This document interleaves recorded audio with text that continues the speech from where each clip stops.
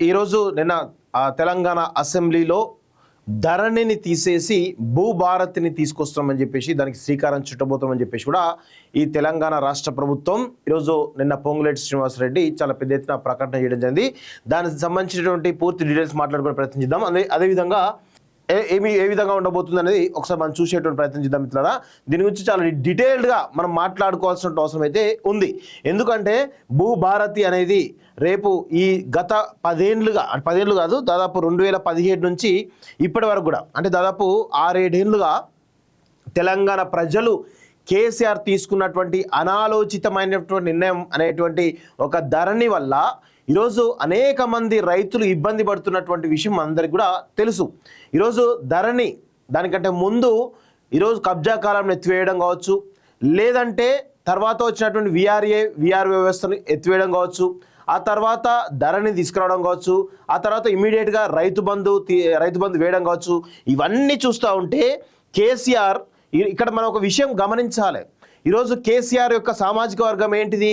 వెలమ. వీళ్ళంతా వెలమలు ఎవరు అంటే ఈరోజు తెలంగాణలో ఉన్నటువంటి దొరలు అని చెప్పేసి మనం అనుకోవచ్చు. అయితే వీళ్ళందరికీ కూడా నిజాం కాలంలో వీళ్ళందరూ కూడా కొన్ని ఒక్కొక్క దొరకి 100 నుంచి 1000 ఎకరాల వరకు ఉంటుంది. వీళ్ళందరూ కూడా ఈ 1000 ఎకరాలు తమ పేరు మీద రాసుకొని ఈ భూములు తమేనటువంటి దాంట్లో ఎప్పటి నుంచో కూడా ప్రయత్నం చేస్తూ ఉన్నారు. ఇదంతా కూడా ఆనాడు నిజాం పోయేటువంటి క్రమంలో తీసుకున్నటువంటి ఒక నిర్ణయంగా మనమైతే చెప్పొచ్చు మిత్రులారా. సో దీని గురించి మనం పూర్తిగా డీటెయిల్డ్గా మాట్లాడుకోవాల్సిన అవసరం అయితే ఉంది మిత్రులారా. ఎందుకంటే ఆనాడు 1970s వరకు కూడా ఆ రోజు ఈ పెట్టుబడి పెత్తందారి వర్గాలు ఏవైతే ఉన్నాయో, ముఖ్యంగా ఈ దొరలు ఎవరుతున్నారో వీళ్ళొక్కరే కాదు, ఇంకా చాలా కమ్యూనిటీస్ కూడా ఉన్నాయి, వాళ్ళకు కూడా 100 ఎకరాల భూములు ఉన్నాయి. సో ఆనాడు ఈరోజు ఇక్కడ ఉన్నటువంటి బడుగు బలహీన వర్గాల పైన పెత్తనం చెలాయిస్తూ పెద్ద ఎత్తున వాళ్ళను ఎదగనీయకుండా చేసినటువంటి క్రమంలో ఈరోజు ఆనాడు 1970s టైంలో నక్సలిజం అంటే మావోయిజం అనేటువంటి ఒకటి పుట్టుకురావడం జరిగింది. నక్సలిజం, దానిలో భాగంగా నక్సలిజం పుట్టుకురావడం జరిగింది. సో వీళ్ళంతా ఏం చేశారంటే ఆనాడు 1970s 80s టైంలో ఎవరైతే ప్రజలను తింటున్నటువంటి దొరలు ఎవరైతున్నారో వాళ్ళ యొక్క భూములను బడుగు బలహీన వర్గాలకు ఈరోజు పెద్ద ఎత్తున పంచడం జరిగింది. అప్పుడు ఈ నక్సల్స్ యొక్క ప్రభావం బలంగా ఉండడంతో వీళ్ళని ఎదిరించలేక ఈరోజు వెలమ దొరలు ఎవరైతే ఉన్నారో, వెలమ దొరలు కావచ్చు, రెడ్డి దొరలు కావచ్చు, కాపు దొరలు కావచ్చు, కర్ణాపుల దొరలు కావచ్చు, వీళ్ళందరూ కూడా హైదరాబాద్ లాంటి నగరాలు కావచ్చు, లేకపోతే అమెరికా లాంటి నగరాలు కావచ్చు, ఇలా పెద్ద పెద్ద నగరాలకు వెళ్ళిపోవడం జరిగింది. సో ఈ క్రమంలో వాళ్ళంతా ఏం చేసిరంటే దాదాపు 1970 నుంచి ఇప్పటివరకు 50 సంవత్సరాలుగా ఈరోజు ఇక్కడ ఉన్నటువంటి బడుగు బలహీన వర్గాలు ఎవరైతే ఉన్నాయో వాళ్ళందరూ కూడా దున్నుకుంటూ ఈరోజు తమ యొక్క జీవనాన్ని కొనసాగిస్తూ ఉన్నారు. సో ఇది కొన్ని వేల లక్షల ఎకరాల భూములు అంటే ఇవన్నీ దీని వెనకాల తెలంగాణ ఉద్యమం కేసీఆర్ చేపట్ట వెనకాల ఈ 1,00,000 ఎకరాల భూమి ఉందనేది అందరూ కూడా గమనించాల్సిన అవసరం అయితే ఉంటుంది. సో ఈ క్రమంలో కేసీఆర్ తెలంగాణ వచ్చిన తర్వాత చాలా తెలివిగా ఈరోజు కబ్జా కోర్ కాలాన్ని ఎత్తివేయడం జరిగింది. చాలా తెలివిగా. అంటే వీళ్ళంతా ఎవరైతే నక్సలైట్లు పంచినటువంటి భూములు ఏవైతే బడుగు బలహీన వర్గాలు ఎవరైతే ఉంటారో వీళ్ళందరి కూడా ఈ ఎక్కడైతే పట్టా భూములు వాళ్ళ రిజిస్ట్రేషన్ ఆఫీసులు ఎక్కడ ఉంటుంది అంటే కబ్జాదారు లేదా అనుభవదారు కాలంలో ఉంటుంది. సో వీళ్ళందరూ ఎవరు కూడా పట్టదారులు కాదు, ఎందుకంటే జస్ట్ పంచినటువంటి భూములు మాత్రమే. సో ఈ క్రమంలో కేసీఆర్ చాలా పద్ధతిగా వచ్చిన తర్వాత 2016-17 టైంలో కబ్జాదారు అనుభవదారుని ఎత్తివేయడం జరిగింది. అయితే ఇందులో ఇంకొక విషయం ఏంటంటే విఆర్ఓ వ్యవస్థను కూడా రద్దు చేయడం జరిగింది. ఎందుకు రద్దు చేసిందంటే ఇక్కడ ఊర్లలో ఎవరి భూములు ఏంది అనేది కేవలం ఆ నాలెడ్జ్ ఉన్నది విఆర్ఏలకు మాత్రమే. తర్వాత తెలివిగా ఏం చేసిండు 2018 ఎన్నికల సమయంలో రైతు బంధు తీసుకురావడం జరిగింది. రైతు బంధు వేసేసి ఏం చేసిండు, కబ్జా కాలం ఎత్తేసిన తర్వాత ఎవరైతే పట్టాదారు ఉంటుందో ఆ పట్టాదారే అసలైన ఓనర్ అవుతాడు. సో ఆయన పేరు మీద ఈరోజు రైతు బంధు వేసేసి లీగల్గా ఎలాంటి కాంప్లికేషన్ రాకుండా కేసీఆర్ చాలా పెద్ద ఎత్తున కుట్ర పన్నిండు. ఇది ఒకదైతే దీని తర్వాత మళ్ళీ కేసీఆర్ అధికారంకి వచ్చిన తర్వాత ధరణి పోర్టల్ను తీసుకురావడం జరిగింది. ధరణి పోర్టల్ వచ్చిన తర్వాత ఏవైతే ఈ రైతు బంధు ద్వారా లబ్ధి పొందినో ఓనర్స్ ఎవరైతే పట్టదారులు ఎవరుతున్నారో వీళ్ళందరి పేర్లు కూడా ధరణి పోర్టల్లో అఫీషియల్గా రావడం, ఈరోజు కబ్జాదారు అనుభవదారం తీసివేయడం ఇవన్నీ కూడా జరిగినాయి. ఇదంతా కూడా కొన్ని లక్షల ఎకరాల భూములను కొల్లగొట్టడానికి ఈ ప్రయత్నం చేసిండు కేసీఆర్. ఇదొక కుట్ర అయితే దీనివల్ల ఈరోజు కొన్ని లక్షలాది మంది రైతులు ఇబ్బందులు పడుతూ ఉన్నారు ఈ ధరణి వల్ల. ఈరోజు తమ భూమే కాదా లేకపోతే వేరే వాళ్ళ భూములు ఎక్కించుకోవడం ఇది ఒక కుట్ర అయితే, ఈరోజు హైదరాబాద్ లాంటి మహానగరంలో ఆనాడు ఏది ఇండియా పాకిస్తాన్ విడిపోయినప్పుడు ఇక్కడ ఉన్నటువంటి చాలామంది ముస్లింలు కూడా వాళ్ళ యొక్క 100 ఎకరాల భూములను వదిలిపెట్టేసి పాకిస్తాన్కి వెళ్ళడం జరిగింది. సో ఆ క్రమంలో అలాంటి భూములు చాలా ఉన్నాయి. సో అదేవిధంగా ఆ భూములు ఏవైతే ఉన్నాయో 100,000 ఎకరాల విలువైనటువంటి 100 కోట్ల రూపాయల విలువైన భూములను కూడా వీళ్ళు ధరణితోటి ఈరోజు రెగ్యులైజ్ చేసుకోవడం జరిగింది. ఇలా చెప్పుకుంటూ పోతే చాలా రకాలు కొన్ని లక్షల ఎకరాల భూములను ఈ కల్వకుంట్ల కాలకేయులు దాచుకున్నారు అనేది చాలా స్పష్టంగా మనమైతే చెప్పగలం మిత్రారా. సో ఇదే కాకుండా సామాన్యమైనటువంటి రైతులకు దాదాపు 50 లక్షల రైతులు అందరూ కూడా ఈరోజు ధరణి వల్ల చాలా ఇబ్బందులు పడుతున్నారు. ఇది మళ్ళీ ఏం చేసిండు, డైరెక్ట్గా CCLAకే అటాచ్ చేసిండు. కలెక్టర్లకు కానీ కలెక్టర్ కొన్ని అధికారులు ఉన్నాయి, అదేవిధంగా అసలు MROలకు అసలే అధికారులు లేవు, VRO అసలే లేరు. దీనివల్ల చాలా పెద్ద నష్టం జరిగింది తెలంగాణకు.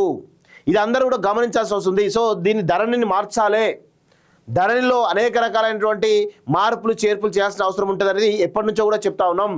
సో దానిలో భాగంగానే కాంగ్రెస్ ప్రభుత్వం కూడా మేము రాగానే ధరణిని బంగాళాఖాతంలో ఇస్తాం, కొత్త యాప్ని తీసుకొస్తామని చెప్పేసి హామీ ఇవ్వడం జరిగింది.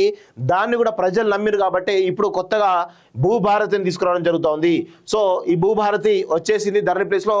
దీనిలో దాదాపు 23 సెక్షన్లతోటి సరికొత్త భూ పరిపాలన తీసుకురావడానికి చాలా పెద్ద ఎత్తున ప్రయత్నాలు చేస్తున్నట్టు తెలుస్తోంది. దేశానికే ఆదర్శంగా ఆర్వార్ చట్టం, ఉచిత న్యాయం అందించేందుకు వ్యవస్థ, అప్పీల్ ట్రిబ్యునల్తో అందరికీ న్యాయం, ప్రతి రిజిస్ట్రేషన్కు సర్వే మ్యాప్ తప్పనిసరి అంటూ ఒకరిని చూస్తున్నాం. సో ఇక్కడ మనము కొన్ని విషయాలు తెలుసుకోవాలి. ధరణి ఈ భూభారతిలో ఏమేమి అంశాలు ఉండబోతున్నాయో ఒకసారి మీకు వివరించేటువంటి ప్రయత్నం చేస్తాం మిత్రులారా.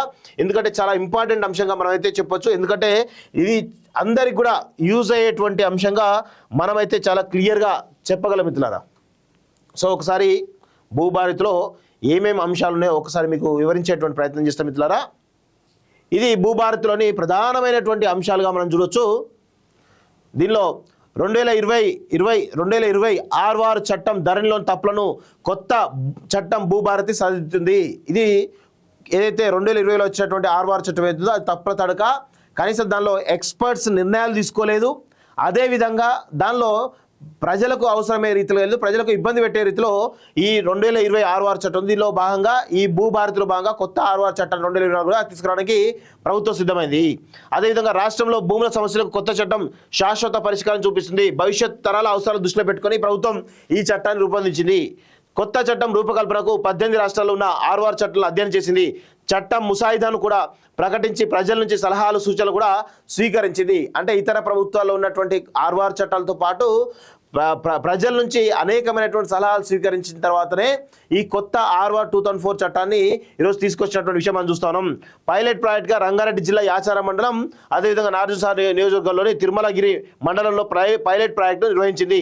విస్తృత స్థాయిలో చర్చలు జరిపి మేధోమథనం చేసి ఈ చట్టాన్ని రూపొందించిందంటూ మనం చూస్తూ ఉన్నాం. అదేవిధంగా గత ప్రభుత్వం అమలు చేసిన ధరణితో వివాదాస్పదమైనటువంటి 18 లక్షల ఎకరాల భూములను పార్ట్ బి పేరుతో పరిష్కరించకుండా పెండింగ్లో పెట్టారు. ఈ భూభారతి చట్టం వీటికి పరిష్కారం చూపిస్తుందంటూ చూస్తా ఉన్నాం. సో 18 లక్షల ఎకరాలు కాకుండా దాదాపుగా ఈ తెలంగాణ రాష్ట్రంలో 50 లక్షల ఎకరాల భూములు ఈరోజు పెండింగ్లో ఉన్నాయి, ఇష్యూస్లో ఉన్నాయి. దాన్ని సాల్వ్ చేయాలన్నటువంటి చాతగాని దద్దమ్మ గత ప్రభుత్వంలోని సీఎం కేసీఆర్ అనేటువంటి విషయాన్ని మనం గుర్తుపెట్టుకోవాలి. దశాబ్దాలుగా పెండింగ్లో ఉన్న గ్రామీణ ప్రాంతాల్లోని అబాధి గ్రామకంఠ సమస్యలు ఈ చట్టం పరిష్కరిస్తుంది. భవిష్యత్తులో భూ వివాదాలకు తావు లేకుండా ఎంజాయ్మెంట్ సర్వే చేయించి శాశ్వతంగా పరిష్కరించే విధానం.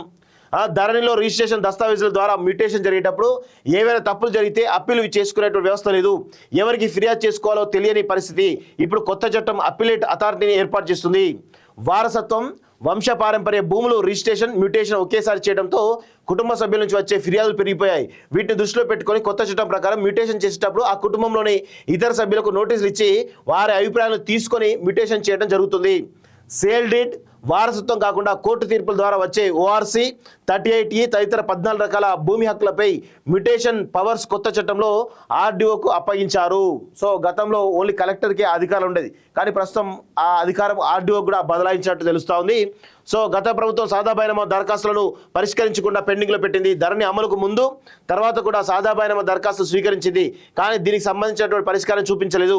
భూభారతి చట్టం 2020 నవంబర్ 10 వరకు ఆన్లైన్లో వచ్చినటువంటి సుమారు 9.24 లక్షల సాదా బైనామా దరఖాస్తులకు పరిష్కారం చూపుతుంది అంటూ చూస్తూ ఉన్నాం. సో సాదా బైనామా అంశాలు చాలా పెద్ద ఎత్తున ఉన్నాయి. మరి దానికి సంబంధించి గత ప్రభుత్వంలో సాదా బైనామా రిజిస్టర్ చేసుకోని చెప్పేసి అన్నారు, కానీ ఏం చేశారు, అక్కడ వీళ్ళ తాబేదారులకు మాత్రమే రిజిస్టర్ చేస్తారు తప్ప అసలైనటువంటి లబ్ధారులు, అసలైనటువంటి హక్కుదారులు ఎవరైతే ఉన్నారో వాళ్ళకి ఏనాడు కూడా సాదా బైనామా భూములను రిజిస్ట్రేషన్ చేయలేదు కాక వాళ్ళ ఇష్యూలో పెట్టింది. సో అలాంటివి కూడా చాలా ఉన్నాయి. దేశంలో ప్రతి పౌరుడికి ఆధార్ నెంబర్ ఎలా ఉంటుందో ఈరోజు మన రాష్ట్రంలో భూములకు భూధార్ నెంబర్ కేటాయిస్తారు. ఇది చాలా మంచి నిర్ణయంగా మనం చెప్పొచ్చు. రాష్ట్ర ప్రభుత్వాన్ని ఈ విషయంలో రెవెన్యూ డిపార్ట్మెంట్ని హర్షం వాళ్ళపైన అభినందించాల్సిన అవసరం అయితే ఉంటుంది. చాలా అవసరం, భూములకు మన భూధార్ నెంబర్ అనేది చాలా అవసరం. 2014 ముందు రెవెన్యూ రికార్డుల నిర్వహణ జమాబందీ ఎలా ఉందో ఇప్పుడు కూడా అదే విధంగా కొనసాగుతుంది. త్వరలోనే ప్రతి రెవెన్యూ గ్రామానికి ఒక అధికారిని నియమిస్తారు. గత ప్రభుత్వం రెవెన్యూ వ్యవస్థను భ్రష్టు పట్టించింది. గ్రామీణ ప్రాంతాల్లో రెవెన్యూ వ్యవహారాలు చూసేటువంటి వ్యవస్థ లేకుండా చేసింది. భూ వివాదాల గ్రీవెన్స్ అప్పీల కోసం ల్యాండ్ ట్రిబ్యునల్ ఏర్పాటు చేస్తారు. అవసరాన్ని బట్టి, ప్రాంతాన్ని బట్టి వీటి సంఖ్యపై ప్రభుత్వం నిర్ణయం తీసుకుంటుంది. ప్రభుత్వ ఆస్తుల రికార్డుల్ని ఉద్దేశపూర్వకంగా ఎవరైనా తారుమారు చేస్తే సీసీఎల్ఏ ద్వారా రివిజన్ చేసుకునే ఆప్షన్ను ప్రభుత్వం ఈ చట్టంలో పొందుపరిచింది. ప్రభుత్వ ఆస్తుల్ని ఉద్దేశపూర్వకంగా తారుమారు చేసే అధికారులపైన చర్యలు తీసుకొని శిక్షించేలా ఈ చట్టంలో నిబంధనలు ఉన్నాయి. 2014 ముందు పాస్బుక్ నుండి అనుభవదారుడిగా పొజిషన్లో ఉన్న వారు ధరణి తర్వాత రోడ్డు పడ్డారు. గత ప్రభుత్వం ఈ అంశాన్ని పూర్తిగా విస్మరించింది. ఈ భూభారతిలో పట్టాదారులు, అనుభవదారులు అభద్రతా భావానికి గురి కావాల్సినటువంటి అవసరం లేదు. ఈ చట్టంలో వీరికి సముచిత స్థానం కల్పించారు. సో గతంలో 2014 ముందు ఉమ్మడి ఆంధ్రప్రదేశ్లో వాళ్ళు పాస్బుక్లున్నా కబ్జాలో ఉన్నా కానీ ధరణి వచ్చిన తర్వాత కానీ లేకపోతే మిగతా విషయాల్లో కానీ ఆనాడు ప్రభుత్వం పట్టించుకోలేదు, ఇబ్బందులకు గురి చేసింది. అలాంటి బాధితులు కొన్ని లక్షల మంది ఉన్నారు. సో ఈరోజు వాళ్ళందరికీ కూడా ఈ భూభారతి చట్టం ఈరోజు ఒక మంచి అవకాశం కూడా ఇస్తున్నట్టు తెలుస్తూ ఉంది. ఒక మంచి ఎఫిషియెంట్గా దీన్ని డిజైన్ చేసినట్టు తెలుస్తూ ఉంది. రెవెన్యూ రికార్డులు ట్యాంపరింగ్ జరగకుండా కంప్యూటర్ రికార్డులతో పాటు నిర్ణీత కాల వ్యవధిలో మాన్యువల్ క్యాప్ని కూడా రెవెన్యూ కార్యాలయంలో భద్రపరుస్తారంటూ చూస్తున్నాం. భూభారతి ప్రత్యేకతలు ఏంటో ఒకసారి చూద్దాం. ధరణిలో ఒక్క సమస్యను ఒక్క మాడ్యూల్ ఉండేది. మొత్తం 33 మాడ్యూళ్ళు ఆప్షన్స్ ఉండేవి. ఏ మాడ్యూల్ ఏ సమస్యగా ఎంచుకోవాలో రైతులకు అర్థమయ్యేది కాదు. ఇప్పుడు దాన్ని సులభతరం చేసి ప్రభుత్వం కేవలం 6 మాడ్యూలకు కుదించింది. గతంలో మాన్యువల్గా పహానిలో 32 కాలంలో ఉండేవి. వాటిని ధరణిలో ఒకే కాలంకు గత ప్రభుత్వం కుదించింది. ఇప్పుడు దాన్ని 11 కాలంలో చేస్తున్నాం. ధరణిలో భూ యజమానికి తన భూమి రికార్డులకు వివరాలను కనిపించేవి కాదు, కానీ వివరాలను బహిర్గతం కాకుండా అప్పటి ప్రభుత్వ లాకర్లో బంధించింది. ఇప్పుడు భూభారతి ఎవరైనా ఎక్కడి నుంచైనా తమ భూమి వివరాలు చూసుకునేలా డిస్ప్లే చేస్తుంది. ప్రభుత్వ భూములు అన్యాక్రాంతానికి గురి కాకుండా ఎవరైనా భూభారత్ ద్వారా ప్రభుత్వానికి తెలియజేయవచ్చు. ఆ భూముల్ని పరీక్షించేందుకు ఈ చట్టం ప్రాధాన్యమిస్తుంది. భూభారత్లో దరఖాస్తు చేసుకున్నటువంటి భూ యజమానులకు ఈ దరఖాస్తు పురోగతి వారి మొబైల్ నెంబర్కు అప్డేట్ సమాచారం అందిస్తుంది అంటూ చూస్తూ ఉన్నాం. సో భూభారతి అనేది ఈరోజు సామాన్యుల రైతులకు ఉపయోగపడే విధంగా చాలా స్పష్టంగా ఉన్నట్టు తెలుస్తూ ఉంది. సో భూభారతి వచ్చేసింది. సో కొంత ల్యాండ్ రెవెన్యూ డిపార్ట్మెంట్లో పెద్ద ఎత్తున రివల్యూషన్స్ కూడా రాబోతున్నాయి. చాలామంది రైతులు ఎవరైతే లక్షలాది మంది రైతులు ఇబ్బందులు పడుతున్నారో వాళ్లకు ఇది ఒక మంచి ఉపయోగకరమైనటువంటి ఇది భూభారతి ఉండే అవకాశం అయితే చాలా స్పష్టంగా కనబడతా ఉంది. చూద్దాం మరి ఈ యొక్క యాప్ ఇంప్లిమెంటేషన్కి వస్తే అసలు విషయాలు బయటపడే అవకాశం అయితే ఉంది మిత్రులారా. Next, Telangana Bhubharati records of rights in land bill 2024 కొత్త చట్టం దేశానికి ఆదర్శంగా నిలవనున్నది. పేద రైతుల కోణంలోనే ఆలోచించి ఈ చట్టాన్ని రూపొందించగా ఇందుకు సంబంధించినటువంటి బిల్లును రాష్ట్ర రెవెన్యూ శాఖ మంత్రి పొంగులేటి శ్రీనివాసరెడ్డి బుధవారం అసెంబ్లీలో ప్రవేశపెట్టారు. చట్టం ఉద్దేశాలు, లక్ష్యాలను సభకు వివరించారు. ఇందులో సామాన్యులకు ఉచిత న్యాయ సలహాలు కూడా అందించే వ్యవస్థకు రూపకల్పన చేశారు. 2004లో యూపీఏ ప్రభుత్వ హయాంలో డిజిటల్ ల్యాండ్ రికార్డుల అప్డేషన్ కార్యక్రమానికి భూభారతి అనే పేరు పెట్టారు. అప్పట్లో నిజామాబాద్ జిల్లాలో భూభారతి కింద పైలట్ ప్రాజెక్ట్స్ అయితే నిర్వహించారు. 20కి పైగానే ఉన్న ఉన్నత స్థాయి సమీక్షలు నిర్వహించిన తర్వాత తుది రూపు ఇచ్చారు. ఈ ప్రతి సెక్షన్ పై సునిశ్చితంగా పరిశీలించి నిర్ణయం తీసుకున్నారు. ప్రతి క్లాస్ పైన, ప్రతి కొత్త అంశం పైన తలెత్తేటువంటి న్యాయపరమైన చిక్కుల గురించి ఆరా తీశారు. చట్టం అమల్లోకి వస్తే ఎలాంటి ఇబ్బందులు తలెత్తకుండా చర్యలు తీసుకున్నారు. తెలంగాణ భూమి హక్కుల రికార్డుల బిల్లు 2024 డ్రాఫ్ట్ను ఆగస్టు నెలలోనే రూపొందించి అసెంబ్లీలో ప్రవేశపెట్టారు. ఆ తర్వాత నెల రోజుల పాటు అభ్యంతరాలు సైతం స్వీకరించారు. ప్రతి జిల్లాలోనూ సదస్సుల నిర్వహణ ద్వారా చట్టం ఉద్దేశాలు, లక్ష్యాలను రైతులకు, రైతు సంఘ ప్రతినిధులకు కలెక్టర్లు వివరించారు. ఆర్ఆర్ చట్టాన్ని తయారు చేయడంలో రెవెన్యూ చట్టాల నిపుణులు సునీల్ కుమార్, భూమి సునీల్ అంటారు ఆయన్ని. So CCLA Naveen Mittal, CCLA assistant secretary Lachireddy, రైతు వ్యవసాయ సంక్షేమ కమిషన్ చైర్మన్ కోదండ రెడ్డి సైతం ఆర్ఆర్ చట్ట తయారీలో భాగస్వాములైనరు. సో గతంలో ధరణి అనేది కేసీఆర్ కేవలం ఫామ్ హౌస్లో తాయి ప్రిపేర్ చేసిండు. కనీసం ప్రజలకు ఆ చట్టం ఎలా ఉంటుంది ఏంటి అనేది ఎవరికి చెప్పలేదు.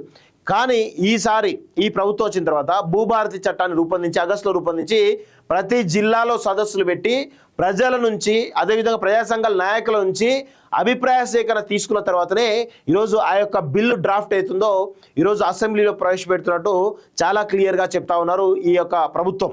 సో గతంలో కేసీఆర్ ఏనాడు కూడా ఈ చట్టాలు ప్రజలకు అందించాలి, చట్టాలు ఏమైనా లొసుగులు ఉన్నాయా లేవా అనేటువంటి విషయంలో ఈరోజు అభ్యంతరాలు ఏమైనా ఉంటే స్వీకరిద్దాం అనేటువంటి కోణంలో ఏనాడు కూడా కేసీఆర్ ఆ ప్రయత్నం చేయలేదు. సో ఇప్పుడు భూభారతి చట్టం అనేది ఈరోజు సామాన్య రైతులకు, ముఖ్యంగా సామాన్యులకు ఉపయోగపడేటువంటి విధంగా ఉంది అని మనమైతే ఘంటాపథంగా చెప్పొచ్చు మిత్రులారా.